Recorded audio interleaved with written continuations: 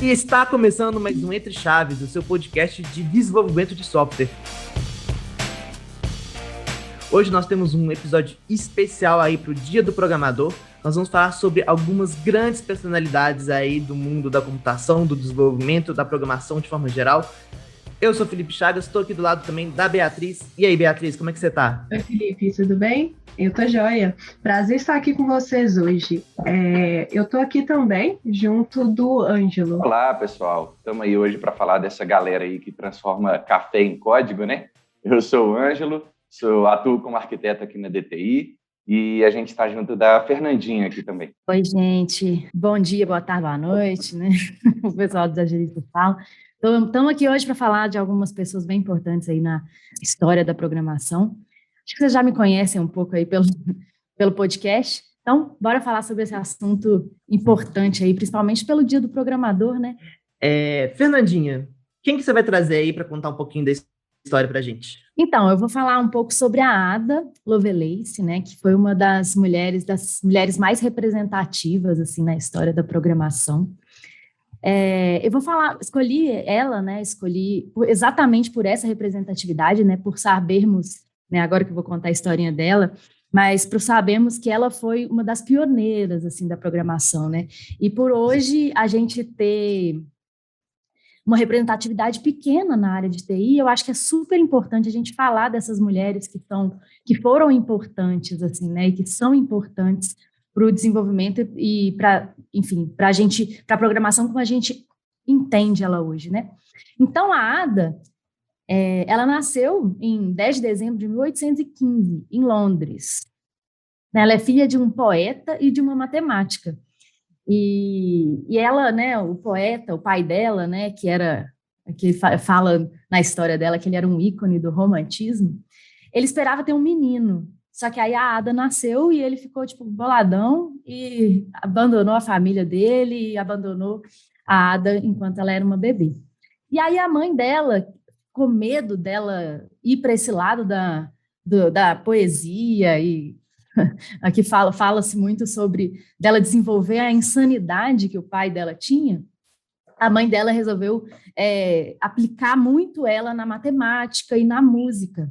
Então, e na lógica também, né? Então, ela foi muito incentivada a ir para esse lado aí da matemática, das exatas.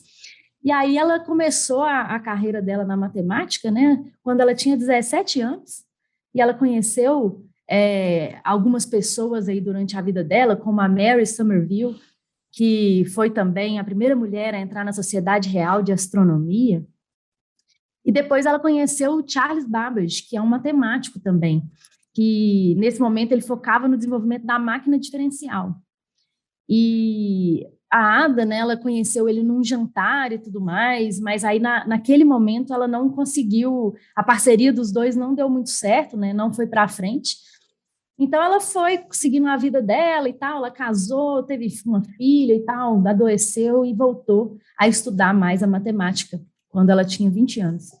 E aí ela conheceu algumas pessoas, né, igual o Augustus de Morgan, né, que foi o primeiro professor de matemática da Universidade de Londres, que inclusive a Universidade de Londres é a primeira universidade da Inglaterra que permitiu que as mulheres se graduassem, tá? Mas que aconteceu só depois que a Ada morreu, né? Mas então ela conheceu algumas pessoas ali que foram bem importantes para a trajetória dela e ela se reaproximou do Charles Babbage, exatamente quando ele estava mexendo com a máquina analítica, né, que foi a evolução dessa máquina diferencial. E a máquina analítica, né, ela foi a primeira máquina da história que pôde ser programada para executar comandos de qualquer tipo, né? Então, a Ada conseguiu perceber um potencial nessa máquina analítica diferente, maior do que outras pessoas já tinham percebido. E foi exatamente isso, né? Foi assim um artigo italiano, né? Foi como que aconteceu, né? O Charles Babbage ele fez uma apresentação sobre essa máquina analítica, um matemático italiano fez um artigo sobre, e a Ada foi traduzir esse artigo. E aí o Babbage falou assim com ela, vai lá e adiciona umas notas suas pessoais, tudo mais. Aí ela adicionou milhões de anotações dela sobre a máquina, E uma dessas anotações era exatamente o que hoje é chamado, né, é conhecido como o primeiro algoritmo. Esse algoritmo era sobre processamento do número de Bernoulli, né, de cálculos de Bernoulli, e aí, enfim, hoje é conhecido como o primeiro algoritmo, né, da nossa história da programação. Interessante, assim, disso tudo, né, é que a Ada, ela não foi reconhecida na sua época, exatamente porque não foi possível colocar em prática nem a máquina analítica na época, né, nem o algoritmo que ela fez. Então, foi só em 1953, né, que foi quase 100 anos depois que ela morreu, né, que a máquina foi reconhecida como o primeiro modelo de computador construído e as notas dela como o primeiro algoritmo mesmo, né, que a gente teve.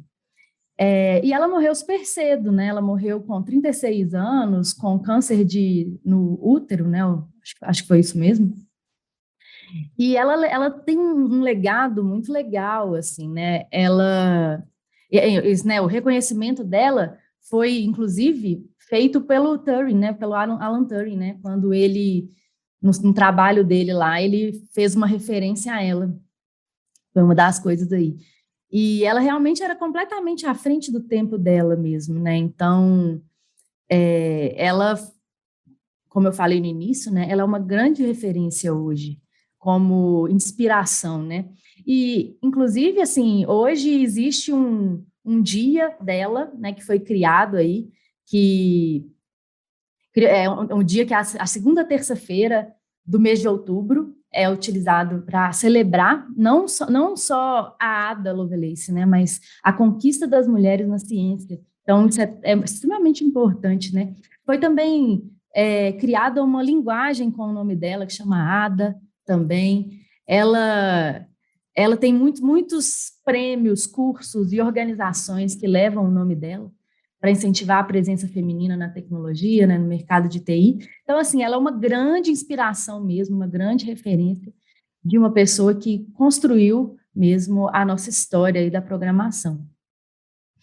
E, né, falando sobre história da programação, né, existiram outras pessoas que eu acho que é legal a gente falar aqui, e que também fizeram parte desse inicinho, assim, da programação. Muitas pessoas, elas ainda questionam, né, o fato da Ada ter sido a criadora do primeiro algoritmo. Tem um outro cara, né, que chama Joseph Marie Jacquard, que ele criou o primeiro tear mecânico. Ele criou uma máquina, né, que ela furava cartões e criava os desenhos do tecido que ele fabricava. Então, ao invés dele fazer manualmente a troca de fio para fazer a cor que ele queria, ele fez uma programação lá, alguma coisa ali, que fazia uma lógica, né? Então, a máquina trocava automaticamente os fios, isso reduzia o tempo de trabalho dele. Então, muitos falam que, na verdade, esse, né, foi o primeiro algoritmo. Então, tem aí essa discussão em torno. Essa parte do TEAR, né, foi em 1801, e a Ada, na criação do algoritmo que é atribuída à Ada, em 1842. E também tem uma outra pessoa importante aí, que é o Herman Hollerith, que foi um cara que foi um dos fundadores da IBM, e um tempo depois, que trabalhava na coleta de dados para o censo americano, em 1890. E ele percebeu que se ele conseguisse diminuir o tempo da contagem dos dados, era extremamente importante, porque eles demoravam muito, tipo 3 anos, para contabilizar os dados que eles obtinham. E aí ele criou também, até inspirado nessa máquina, nesse tear mecânico que eu contei, ele criou também uma máquina que conseguia fazer furo em cartão e tudo mais, e conseguiu poupar o tempo dele, e diminuiu para 1 ano, que foi já um ganho gigante. Então, existem, né, e depois disso, de 1890, né, só vai começar a aparecer o computador lá em 40, o computador elétrico, 1940, e aí sim as primeiras linguagens vão começar a aparecer, né, em 50 aí já temos o Fortran e tal, e 60 e 70 ali também foi bem importante para a criação dos paradigmas que a gente conhece hoje. Enfim, aí eu gostaria, né, agora daí para frente que vocês falassem aí das outras personalidades, mas é importante a gente saber esse inicinho, né, e essas pessoas que foram tão importantes para o início, né, da nossa história aí da programação.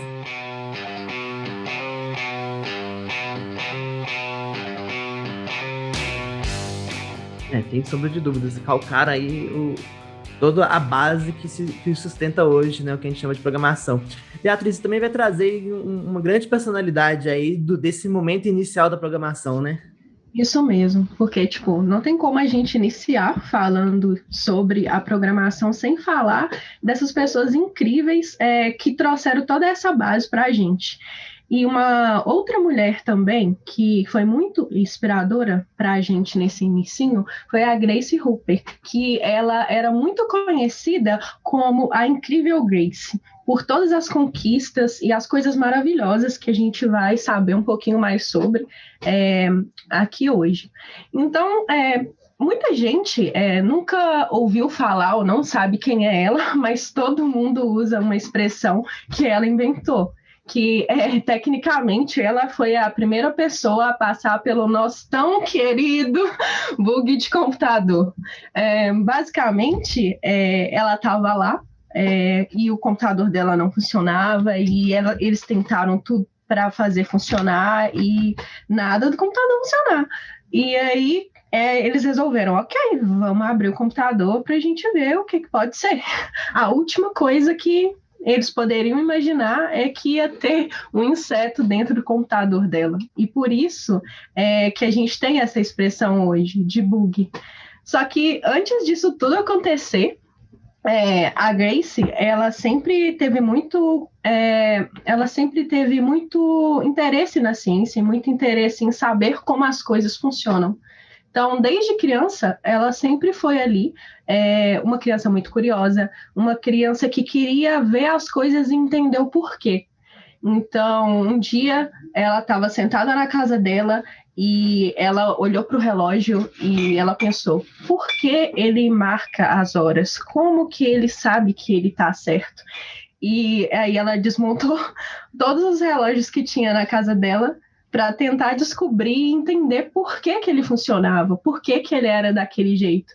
Então, eu acho que essas mulheres, elas sempre se perguntaram muito isso, tipo, o porquê das coisas, e elas tiveram interesse de entender e interesse de trazer isso para uma realidade mais próxima da gente. Então, a história dela é muito interessante porque ela sempre se interessou muito por matemática.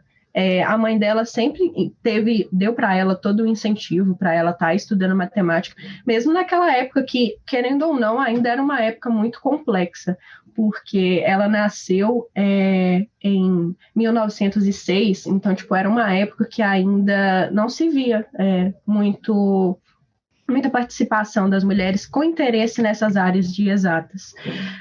Tanto que, mesmo sendo tão difícil, ela não desistiu. E ela foi uma das primeiras mulheres a ter um PhD nos Estados Unidos, que, se eu não me engano, foi em 1937.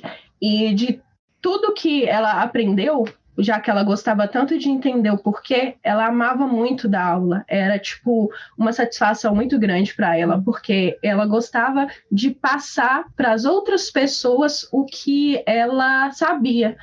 E com isso, muitos outros colegas dela acabavam, tipo, julgando ela, porque ela não tinha métodos tão convencionais de ensino. Ela achava que, tipo, você não precisava seguir métodos convencionais. Sempre existiu uma forma mais fácil para você entender algo complexo. E, por causa disso, com certeza, os alunos dela amavam muito ela com esses métodos diferentes e muito à frente, né, do seu tempo. Ela estava, então, nessa carreira como professora e chegou um momento que ela sentiu que ela precisava ajudar o país. E, com isso, ela se alistou na Marinha. E ela não conseguiu, nessa primeira vez que ela se alistou, que foi durante a Segunda Guerra Mundial, ela foi rejeitada porque eles têm alguns fatores, critérios de aceitação, e ela já tinha 34 anos e também tinha uma questão de peso, outras questões que impediam com que ela pudesse entrar. E nesse momento, eu acho que, assim, quando eu paro para pensar, tantas pessoas às vezes desistem quando tem esse tipo de rejeição, ou você tenta uma determinada coisa e você não consegue. E mesmo a Marinha, tendo rejeitado ela desistiu? Não, ela falou, ok, eu vou treinar, eu vou estudar, eu vou me esforçar e eu vou tentar de novo. E foi exatamente o que ela fez. Então, ela fez ali um treinamento super intensivo e tentou novamente. E nessa segunda tentativa, ela conseguiu entrar para a Marinha. E quando ela entrou, por causa dos seus conhecimentos ali na área de matemática, foi atribuída a tarefa de ajudar a programar ali os primeiros computadores. E ela auxiliou na programação do Harvard Mac 1, que é aqueles imensos computadores que a gente vive vendo fotos deles, que eles são enormes e que eles eram muito voltados, né, a serem um tipo de uma calculadora gigante. E o foco desse computador, o Harvard, que ela ajudou a construir, ele tinha o foco de prever e calcular as trajetórias de mísseis e também cálculos relativos a bombas de nitrogênio. Ela criou, então, ela participou da criação desse computador em si, e ela também ajudou e contribuiu na criação do manual para instruir o funcionamento desse computador, que era um manual gigante, gente, eles escreveram quase 600 páginas.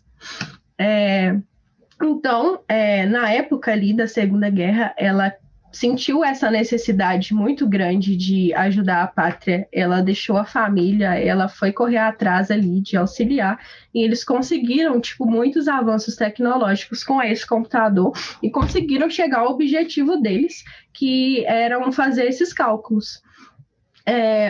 O primeiro computador a ser comercializado, ele também teve participação dela, porque ali no fim da Segunda Guerra, eles convidaram ela novamente para ajudar ainda na programação de computadores, aí agora ela estava auxiliando a programação do UNIVAC, que ele foi o primeiro compilador da história, ele era um compilador que recebia símbolos matemáticos, e aí ela pensou, nossa, mas é muito complicado você programar, você fazer as coisas usando símbolos matemáticos. É complexo de ler, é complexo de entender, é complexo de outras pessoas interagirem aqui e tentarem me ajudar. E se esses comandos fossem em inglês? Aí ela reuniu ali todos os amigos dela, os colegas dela de trabalho, e falou essa ideia para eles. E se a gente construir uma forma de escrever isso em inglês? E o pessoal falou com ela assim, você tá louca, né? Isso é impossível, não tem como fazer isso, a gente não vai conseguir fazer isso. E ela desistiu. Novamente, ela pegou ali toda a sua genialidade, mesmo as pessoas falando com ela de novo que ela não ia conseguir. E ela tentou. E ela conseguiu.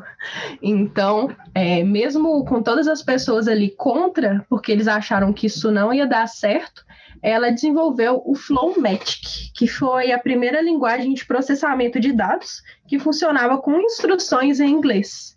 E a partir dessa linguagem foi desenvolvido o COBOL, que é utilizado, né, até hoje. E quando a gente pensa nesse início de programação, pelo menos para mim, eu acho que a gente pensa muito no COBOL, mas a gente não sabe dessa história por trás, que eu particularmente nunca tinha pensado nisso, que nem sempre foi fácil escrever um código, nem sempre foi no inglês, ou você conseguir escrever de uma maneira mais fácil, porque com certeza escrever tudo com instruções matemáticas era altamente complexo. Então, eu acho que as contribuições dela foram incríveis para a gente ter o que a gente tem hoje, porque imagina se ela tivesse ouvido todas aquelas pessoas que falaram com ela, não tem como fazer isso, não tem como a gente programar utilizando a linguagem em inglês, só tem como fazer isso com a matemática. Se ela tivesse ouvido essas pessoas, se ela não tivesse tentado mesmo assim e criado o Flowmatic, a gente estaria como hoje? Então, isso é uma pergunta que a gente tem que se fazer. Tipo, as contribuições que ela trouxe para a gente, elas são incríveis. E ela sempre foi muito respeitada, muito admirada por todas essas contribuições. E a Marinha começou a apoiar muito esses estudos dela, essas contribuições dela, porque, como eu disse, né, ela era conhecida como a incrível Grace, porque ela era uma mulher tipo, que não desistia, que era à frente do seu tempo e que sempre gostava de ajudar as outras pessoas da sua equipe a correrem atrás dos seus sonhos também. E por causa de tudo isso, a Marinha reconheceu a importância das atividades e de todas as entregas que ela fez, e ela chegou a ser almirante da Marinha. E só para vocês terem ideia da força que essa mulher teve, ela só saiu da Marinha, ela só reformou na Marinha aos 79 anos. Então, ela entregou sua vida para aquilo. E por causa disso, ela recebeu vários prêmios, várias medalhas, e também existem hoje vários prêmios e várias medalhas com o nome dela. Então, uma coisa que ela falava e uma coisa que ela acreditava muito é que as coisas elas só valem a pena se elas forem compartilhadas. Por mais importante que você seja, por mais importante que sejam as coisas que você sabe, se você não transmite o seu conhecimento, se você não coloca esse conhecimento de uma forma para outras pessoas também conseguirem crescer e também conseguirem contribuir, do que vale? Então, essa é uma reflexão que a gente pode ficar com ela e que a gente pode pensar nela nos dias de hoje, porque por mais complexo que seja uma coisa, por mais difícil que seja uma coisa, a gente tem que saber e buscar uma forma de passar esse conhecimento para outras pessoas e de contribuir para outras pessoas com as coisas que a gente sabe, da mesma forma que ela fez. E às vezes é muito comum a gente ouvir um não, ou a gente ouvir isso não vai dar certo, mas se a Ada ou a Grace tivessem ouvido as pessoas que disseram para elas que elas não iam conseguir, que elas estavam erradas e que aquilo era um sonho impossível, a gente não teria as coisas que a gente tem hoje. Então, por causa disso, eu acho que a Grace, ela é uma mulher incrível da nossa área e a gente tem muitas coisas hoje graças a ela. Eu estava falando aí, Beatriz, sobre a relação das duas, né, da Grace e da Ada, e eu acho que elas tiveram alguns pontos em comum aí, né, durante a trajetória delas, e eu acho que o principal é que elas foram incentivadas desde criança, né, a irem para matemática, né, a realmente pensarem de forma analítica, que eu acho que é um negócio que hoje a gente tem, né, dificuldade de ter mulheres aí na TI, exatamente porque a gente não incentiva as crianças, as mulheres, né, as meninas, a irem para essa área, né? A gente acaba associando as meninas a uma área muito mais de cuidado, e isso faz com que o cenário vire esse cenário que a gente tem hoje. Então, acho que uma das principais coisas que a gente deveria, né, fazer para mudar isso é exatamente o que essas mães aí fizeram, e esses pais aí, né, incentivar as crianças a irem, né. Eu ia comentar exatamente isso, que eu acho legal, assim, o episódio no Dia do Programador, a gente começar falando de duas mulheres importantíssimas para a computação, porque hoje o mercado tem muito mais homens do que mulheres, né? E na minha turma de faculdade tinham duas meninas só e o resto eram só homem, né? E aí, isso que a gente já está fazendo aqui, eu acho que já é uma iniciativa legal aqui, com a representatividade que a gente tem entre chaves, né, com o público que a gente tem, a gente mostrar para todo mundo, assim, o quanto que é fundamental ter essa presença feminina aí na área, né? Com certeza, Ângela. Eu ainda estou na faculdade e, para falar a verdade com vocês, eu sempre fui uma pessoa muito curiosa. Eu sempre pensei assim, exatamente isso que ela traz na história dela, como as coisas funcionam. Só que eu não sabia como que eu ia buscar saber como elas funcionam e como elas são. E no meu ensino médio, eu sempre gostei muito da área de exatas, e quando eu fui escolher um curso para mim, eu pensei assim, eu vou fazer sistemas. Eu já tinha um amigo que fazia sistemas de informação aqui na faculdade, perguntei para ele como era o curso, ele me explicou assim, bem por alto, e eu falei assim, ok, eu acho que com esse curso eu vou ter esse meu objetivo, que é entender o porquê das coisas.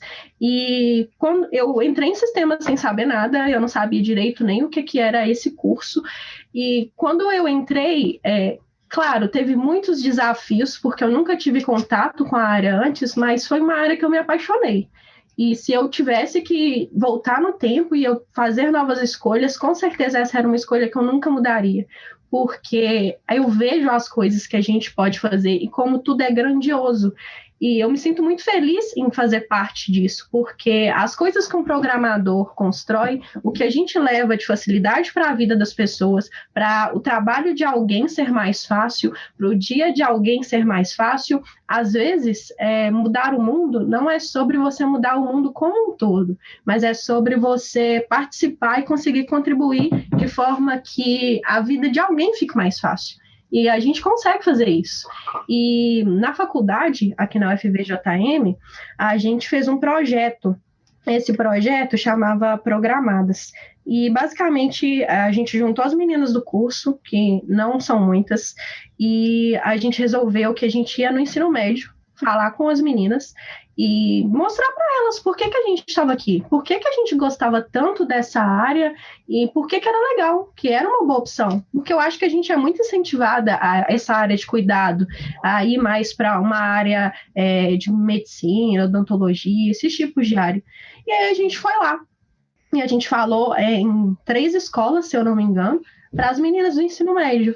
E com isso, tem uma menina hoje que faz ciência da computação, ela está fazendo estágio aqui na DTI, e um dos interesses dela foi por causa desse projeto, sabe? Então, é aquela coisa, se a gente conseguiu fazer uma menina se interessar pela área, a gente já conseguiu um passo enorme, sabe? Porque realmente são muito poucas. Na minha turma, éramos 35 alunos, desses 35, eram 5 meninas, foi uma das turmas de sistemas que mais teve meninas, e eu acho que hoje, que ainda continuam no curso, até agora que eu já estou na reta final, tem eu e mais uma. Então, tipo, as outras foram desistindo, sabe? É uma área que a gente não é incentivada e que, às vezes, a gente sofre muito, a gente não tem tanta ajuda e a gente acaba desistindo. Então, a gente vê essas mulheres que não desistiram, que elas se perguntaram, e agora? O que eu vou fazer? Eu vou desistir? E elas responderam para elas, não. Isso é importante, sabe? É importante a gente ver que, tipo, a base veio de mulheres. O que a gente tem hoje é graças a essas mulheres. E se elas não desistiram, a gente também não vai. E é isso. Tipo, eu fico muito feliz de serem mulheres a trazer isso pra gente. Assim, acho que é muito importante a gente ter a representatividade, a gente ver, né, essas mulheres sendo a base, né, do que a gente conhece hoje. Inclusive, as duas, né, tanto a Ada quanto a Grace, elas têm congressos e organizações que incentivam mulheres, né, nessa área da programação, da computação. Então, realmente é muito gratificante, muito legal, né, a gente ver e dar visibilidade para isso, e é muito importante mesmo. Sem sombra de dúvidas, a gente tem um mercado completamente desigual e ainda extremamente machista, né? Então, qualquer iniciativa como essa tem muito louvor e um impacto que talvez a gente não vai ver agora, mas a gente tem esperança que no futuro mude bastante. Dando prosseguimento, então, para as nossas personalidades, Ângelo, quem que você vai trazer aí para contar um pouquinho da história para a gente? Vou comentar então um pouquinho sobre o John Madog Hall, uma celebridade atual aí, né, no mundo da programação, no mundo do software livre, no mundo do Linux. Ele é conhecido como guru do Linux, ou papa do Linux, ou papa do software livre, né? Tem algumas denominações aí para ele. Ele nasceu em 1950, ele atualmente tem 71 anos, né? Presidente hoje do Conselho do Linux Professional Institute, então ele já foi programador, já foi designer, administrador de sistemas, já foi gerente, já foi autor, e atualmente ele trabalha de uma forma mais independente, como consultor mesmo, e viaja o mundo para poder evangelizar as pessoas sobre Linux e sobre software livre, né? Até por isso essa denominação que ele tem do guru do software livre. E ele começou a carreira quando ele fez a graduação dele, né, lá em 1973, depois ele fez um mestrado em 77, e aí ele começou a trabalhar na área, e a parte, acho que eu diria que uma parte importantíssima da vida dele foi quando, mais ou menos em 94, ele conheceu o Linus Torvalds. E aí ele começou a se interessar mais ainda pelo Linux, e se tornou amigo pessoal do Linus. Até uma curiosidade, ele é padrinho de um dos filhos do Linus. E aí ele começou a se interessar cada vez mais pelo Linux, começou a participar mais de projetos open source, que sempre foi o que ele mais gostou, né? Ele fala que a comunidade de software livre é como se fosse uma colmeia, assim, onde todas as abelhas estão ali juntos trabalhando em cooperação, né? Aí, para quem é da raiva, já fica até a referência aí. E ele fala que a grande diferença entre os softwares proprietários assim, da indústria e os softwares de código aberto está realmente na força da comunidade, que é pessoas do mundo inteiro contribuindo ali para um bem comum, sabe? E nesses eventos todos que ele participa, assim, eu já tive a honra de o conhecer pessoalmente. Eu encontrei com ele no Enecomp, um encontro nacional de estudantes de computação em Curitiba, em 2009, quando eu ainda era estudante, e tive a honra de tirar uma foto com ele, assim, do lado de um pinguim do Linux, assim.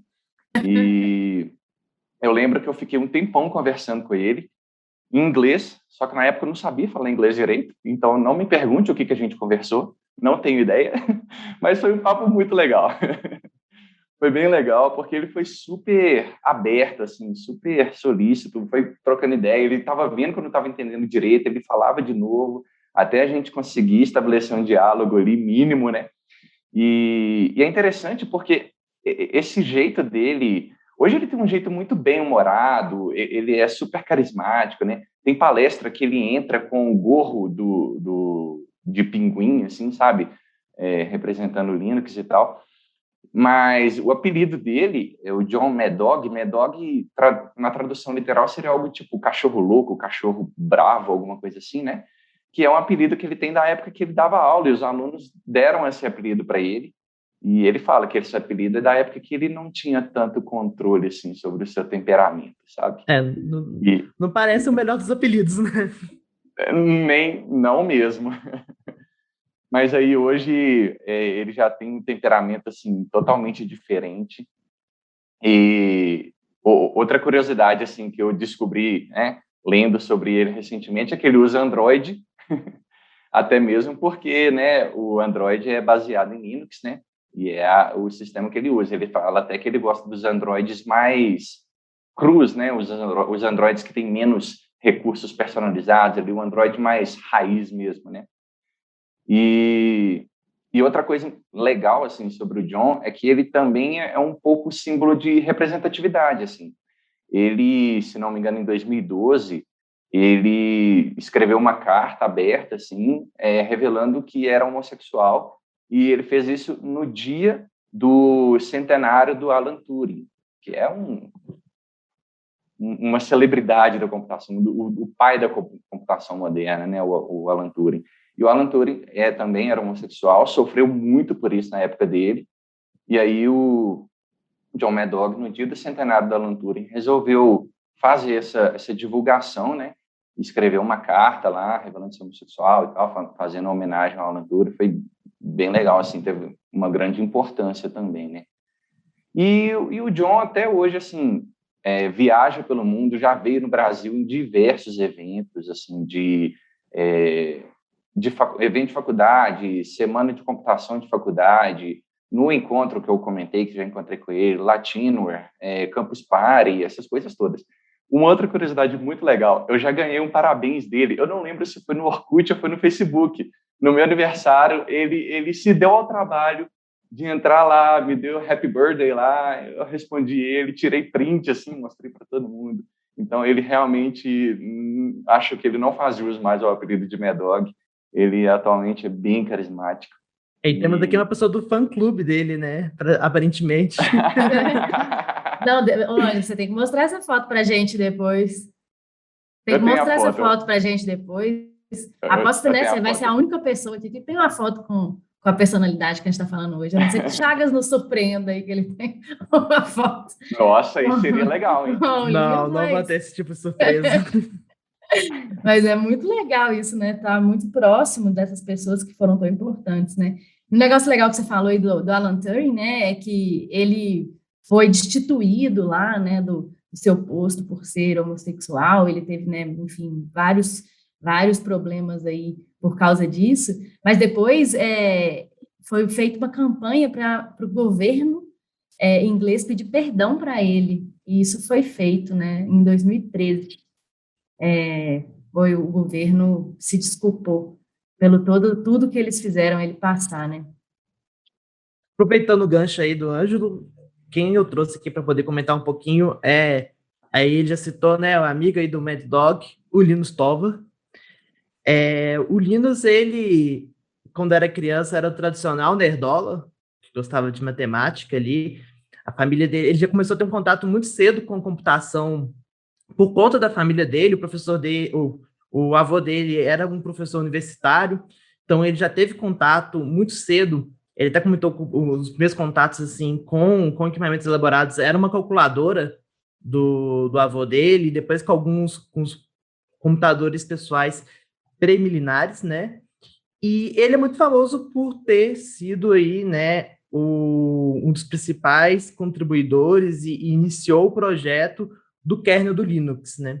E como que isso aconteceu? Ele estava na universidade, ele comenta até no livro dele, a autobiografia dele, que chama Just for Fun, um livro bem interessante aí, fica de recomendação, que ele fala assim, todo mundo tem um livro que muda a vida da pessoa. E no caso dele, o livro que mudou a vida dele foi um livro muito famoso, que é muito usado aqui, inclusive nas faculdades brasileiras, sistemas operacionais, do Tannenbaum.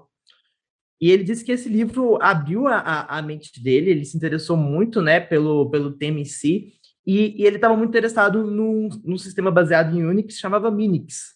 Né? O Minix ele foi criado com o intuito acadêmico, com o intuito, né, de ser um sistema didático ali, mas o Minix tinha algumas coisas que incomodavam o Linus.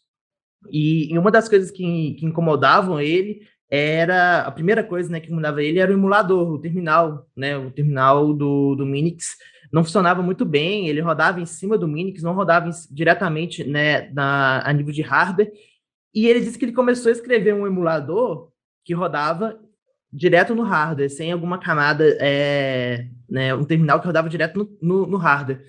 E esse foi, digamos assim, o início do que tornou-se a vir o kernel do Linux, né? Hoje em dia, existem milhares de distribuições que são baseadas nesse kernel do Linux. A importância que ele tem para o mundo da computação, eu acho que é quase impossível de mensurar, e principalmente também, aí junto com o Mad Dog, para o mundo do software livre, né? Para o mundo open source. O Linus tem uma frase muito interessante que ele diz que a única maneira correta de fazer software é fazer software livre, né? Então, estamos aqui, inclusive, fazendo software da maneira incorreta, construindo softwares proprietários. Na visão do Linus, a única maneira correta de se construir, né, software de maneira colaborativa, de evoluir um software de maneira colaborativa, é dessa forma. Ele também é sempre lembrado por ter criado o Git, E é interessante que ele criou o Git por necessidade, né? O sistema que ele utilizava se tornou indisponível para o público geral, e ele falou assim, não, então deixa eu criar aqui um adequado. E nesse livro dele, da autobiografia, ele começa o primeiro capítulo falando sobre o sentido da vida, e parece aquela baboseira filosófica superficial, mas é muito interessante que o que ele coloca como sentido da vida explica muito de como que a comunidade em volta ali do Linux e dos sistemas open source se formou. Ele diz que a gente faz as coisas por 3 motivos. Primeiro, por sobrevivência. Segundo, por uma questão de ordem social. E o terceiro, por entretenimento.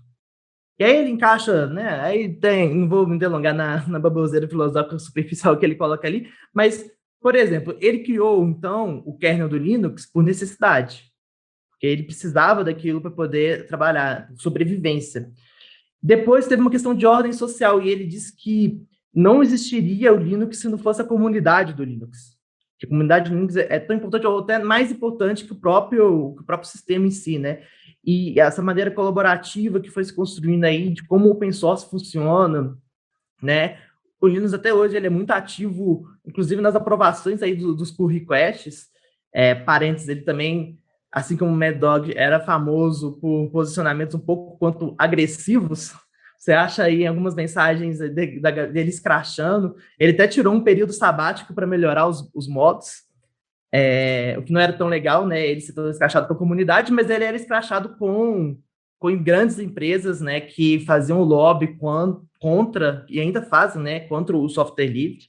É muito famoso ele numa entrevista, parece que numa faculdade, assim, tem um vídeo no YouTube, uma aluna ou uma pesquisadora pergunta qual que é a relação dele com a NVIDIA, né, que a NVIDIA é famosa por não dar suporte para o Linux, e ele solta um fuck you, NVIDIA. Ele elabora um pouco mais, mas no final termina com isso daí.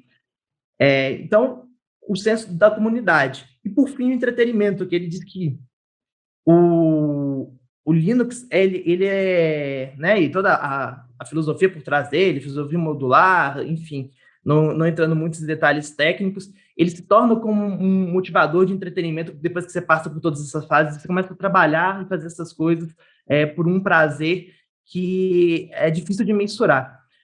Quando as pessoas falam, né, da biografia do Linus, ressaltam alguns momentos, e é bem comum, principalmente em sites, né, que soltam esses artigos assim, de maneira até um pouco meio sensacionalista, falar assim, a época que o Linus recusou trabalhar para o Steve Jobs, recusou, sei lá, um caminhão de dinheiro para continuar trabalhando com software livre. E, assim, para mim, eu não vejo como uma grande surpresa ele ter recusado esse grande montante de dinheiro, porque o que envolve ali a comunidade do software livre, e obviamente o Linus não é uma pessoa pobre, né, gente? Mas assim, o que envolve ali a comunidade do software livre e tudo que em torno, principalmente do Linux, tem um valor que não é mensurável por quantias puramente capitalistas. Então, o Linus, ele realmente é uma celebridade, né? Digamos, ele é uma celebridade do ponto de vista de ser uma pessoa famosa, mas a contribuição técnica para ele é imensurável também, né? Então, não só dos sistemas como o Git e o kernel em si, né? Ele também tem um sistema famosinho que ele fez para mergulhadores. Ele adora mergulhar, e ele também fez um sistema voltado para mergulhadores, mas muito também pela comunidade que se formou aí em volta desses sistemas, e a comunidade open source, um fiel defensor aí também da comunidade open source, que na visão dele e de muitas pessoas é a forma correta de se desenvolver código, né?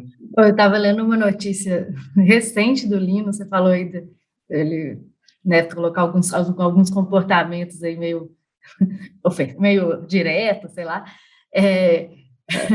Eu li uma notícia falando que alguém numa dessas comunidades aí de discussão do kernel colocou lá uma teoria de conspiração anti-vacina e ele chegou destruindo, metendo o pé na porta, falando mas tá correto, extremamente correto, exatamente, mas falando tipo, que a pessoa tinha que guardar para si os seus comentários insanos e tecnicamente incorretos. Então ele foi extremamente correto nessa intervenção direta dele. Eu acho que isso não está correto. De uma época que, sei lá, alguém falava algumas bobagens, tem alguns que são bem famosos. Então, vou citar um exemplo. era de um cara, coitado, ele chama Mauro, é famoso esse, é de 2012, e ele disse que começa a ter um bug que era causado por um programa, né, para o que a gente chama no mundo Linux da área do usuário. E o Pulse Audio estava disparando esse bug, que era um bug do Pulse Audio, não era do kernel.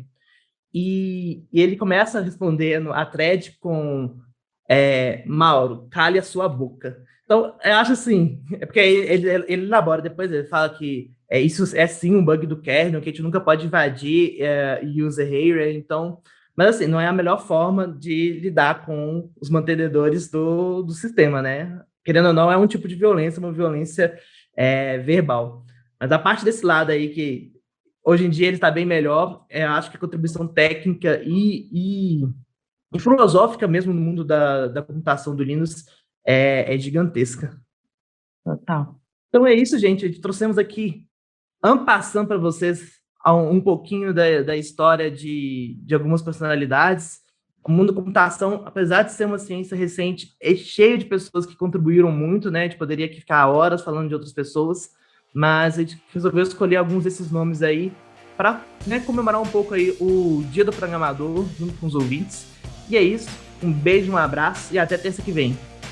Tchau! Tá, gente? Obrigada. Até mais. Tchau, tchau. Valeu, pessoal. Tchau, tchau.